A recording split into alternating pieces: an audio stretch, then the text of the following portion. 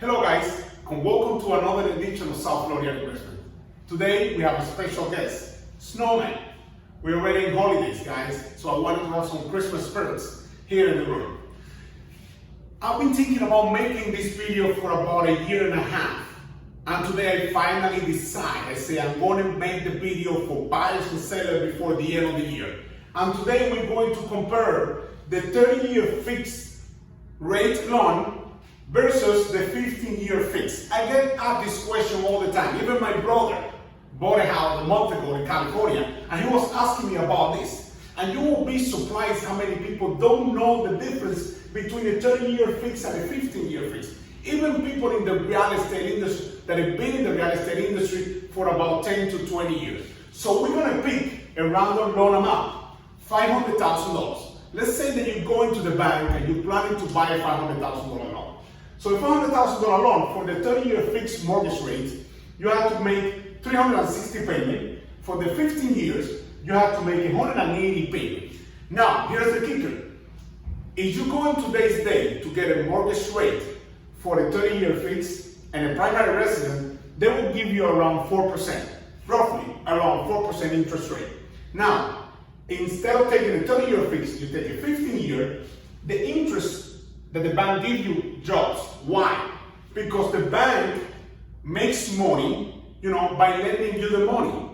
Okay? But here the difference is that in the 30-year fixed, the bank is only risking that money for 30 years. Here, he's only risking putting that money at risk for 15 years. That's why the interest rate is lower. That's why they give you a lower interest rate. But, it's like that. You get 4% on a 30-year fixed, 3.5% on a 15-year fixed.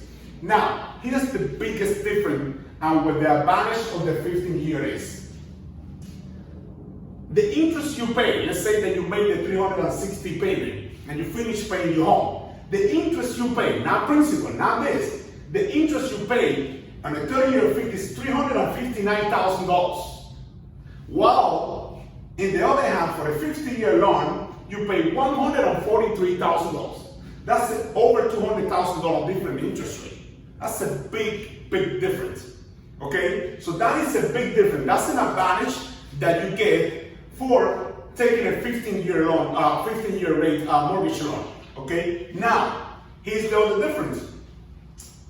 Sometimes you might be able to qualify for a 30-year fix, but you may not be able to qualify for a 15-year fix because they take the payment, the interest, principal and interest payment for a 30-year fix is $2,470. While for the 15 years is $3,657. What happened here? The monthly payment for the 15 years is much higher. So sometimes even if you wanted to, you're not able to afford it. The bank said, listen, we can only give you the 30-year because according to your income, you only qualify for the 30-year. So sometimes it's not even up to you. Okay, so now, here's my advice to you that I can give you. I'm a mortgage loan originator. I have a license to do this. So here's my advice to you. Nivaldo, which one would I pick? Well, my question is, let's say that the bank will qualify you for both of them. Okay? Which one would you pick? Well, if you're planning to pay your house, first of all, if you're planning to pay your house, stay in your house for 15 years, and you're planning to pay it off, you're not planning to sell, you're not planning to buy a second home, and you're very comfortable saying, well, I can pay $3,600 at any time. Even if we have a recession, if we have to reduce my monthly cost, I can pay it with no problem. Then I will advise you, take the 15 years. Okay, take the 15 year, you get a better interest rate, and you save about $200,000 on interest in 15 years. That's a lot of money. That's probably 30% of what the house is going to cost you. Now, if you sell Nivaldo, I don't know if I'm going to buy a second home. I don't know if I have to reduce my payment. Like $2,400 is the max that I will feel comfortable with. However, I can give you a choice. I will tell you, take the $22,400. Now, here's something that a lot of people don't know.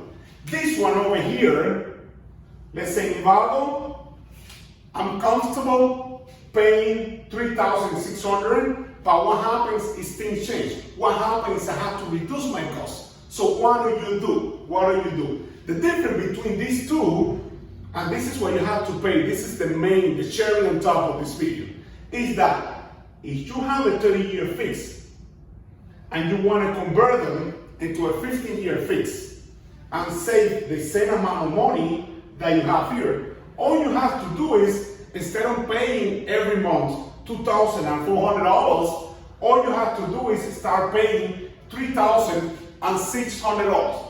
If you have a 30-year fix and your monthly payment is 24 and you start paying 36, guess what? Your loan is going to amortize in 15 years, because any additional amount of money that you send over the principal and interest, it would apply to your the principal amount of money that you own the property. So what happens is you can say, well, Rivaldo, I want to get a 30-year fix, which is I recommend it all the time. Get a 30-year fix and start making payments like if you were in a 15-year fix. What you do with that, you're going to amortize your loan faster, and you're going to save a lot of money. And if something goes wrong down the line, you can always make the minimum payment. Let's say that you're making $3,600 a month, but let's say things went wrong, we have a recession, you have to minimize your costs, or maybe you don't want to put that much money in the property anymore, you can always go back and start making this payment. Which in the other hand, if you choose this one over here, because you want to save the 0.5% of the interest rate, and tomorrow you want to minimize your costs, your monthly costs, you can't do it. You have two choices. Either you have to sell the property, that is going to cost you money, or you have to refinance the property, that is also going to cost you money. So you can make a 30-year fix into a 15 years just by adding extra monthly payment to your regular payment. But you cannot make a 15 years into the 30-year fix. So my advice to you, no matter what, go for the 30 year. Because you can make the 30 year into a 15 years. But you cannot make the 15 years into a 30 year, guys.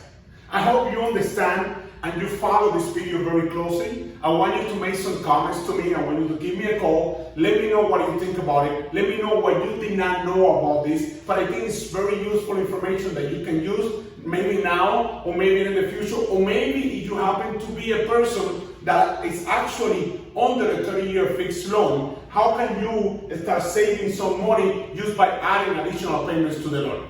Thank you for watching, guys, and I will see you next time.